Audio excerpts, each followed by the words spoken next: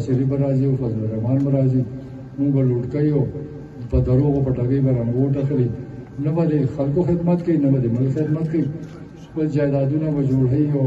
پیسه به لوټ کوي او بیا عدالت کې به کیسونه به جوړېږي او بیا به قانون پاس کوي او ځان به بري کوي. دا عمل د دې لپاره جوړ دی، عمل صرف زرداري او د نواز شریف دی چې په دی به راځي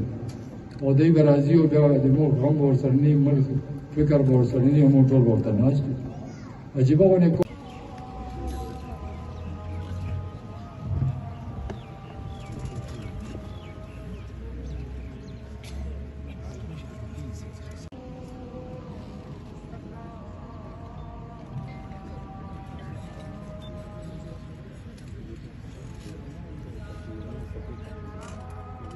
د بیلولو کوشش دی. دویمه خبره به هغوی دا کړې وه چې دا اټم بم چې کوم موږ سره دی اټمي طاقت یو د دې